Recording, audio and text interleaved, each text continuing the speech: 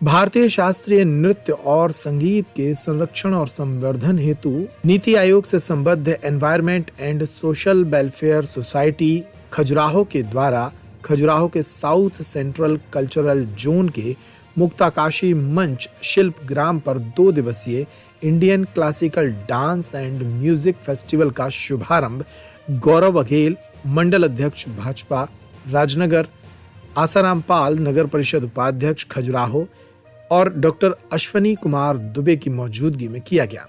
इस दौरान कथक, भरतनाट्यम और शास्त्रीय नृत्य की प्रस्तुतियां राष्ट्रीय और अंतर्राष्ट्रीय ख्याति प्राप्त कलाकारों द्वारा दी गईं, जिसने विदेशी और भारतीय दर्शकों को मंत्रमुग्ध कर दिया।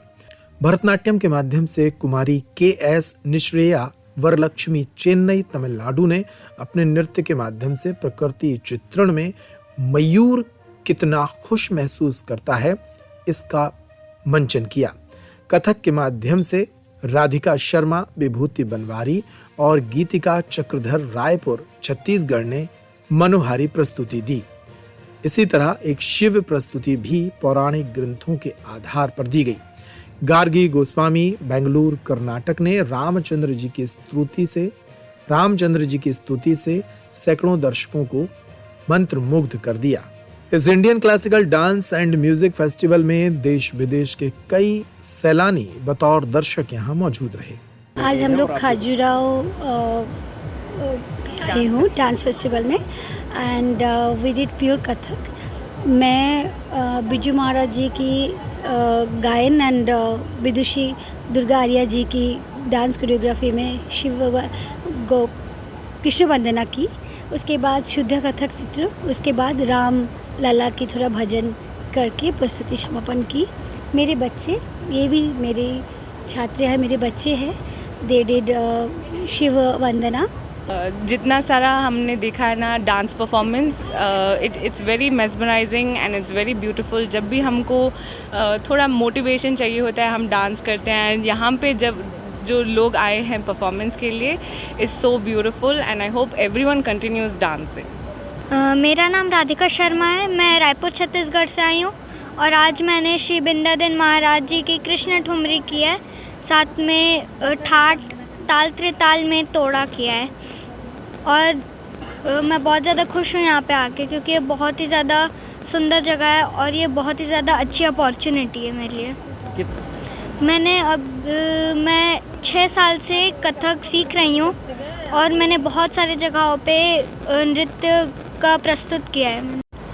मैं अर्चना बख्शी, गंधर्व कला केंद्र की फाउंडर, बेंगलोर से आई हूँ और मेरे क्लास के बारे में या मेरे गंधर्व कला केंद्र के बारे में मैं बताना चाहूँगी कि मेरे गंधर्व कला केंद्र में मैं हाउसवाइफ्स को ज़्यादा प्रोत्साहित करती हूँ, जिससे जिन्होंने अभी तक अगर नहीं सीखा है या कर नहीं पाई प्रस्तुति कुछ, वो सभी मेरे यहाँ आती है और उनके साथ में एडजस्ट करके उनको मैं आगे बढ़ाना चाहती हूँ। और सबको हाउसवाइफ्स, मेरी ये सारी हाउसवाइफ्स हैं, लड़की, छोटे बच्चे तो हर जगह सीख लेते हैं, आगे बढ़ जाते हैं, पर कोई भी हाउसवाइफ्स को उतना प्रोत्साहन नहीं देते क्योंकि उनका नाम फिर आगे नहीं आता है। पर मेरी एक ही कंडीशन है कि सारी हाउसवाइफ जितनी भी हैं जो ना सीख पाई है उनको मैं ज़रूर बुलाती हूँ, करवाती हूँ। देखिए, खजुराहो अंतर्राष्ट्रीय स्थान है और यूनेस्को हेरिटेज साइट होने के नाते यहाँ पर बहुत सारी विविधताएं हैं और उनमें से एक है भारतीय शास्त्रीय नृत्य एवं संगीत महोत्सव, जिसको हमने 2014 में environment and social welfare society के माध्यम से आरंभ किया था। इसको आरंभ करने का प्रमुख उद्देश्य यह था कि खजुराहो में ज़्यादातर आर्टिस्ट अपनी परफॉर्मेंस देना चाहते हैं और जो स्कूल, कॉलेज और यूनिवर्सिटी के कल्चरल इंस्टीट्यूट से रिलेटेड जो बच्चे रहते हैं उनको इस तरह का मंच नहीं मिल पाता है।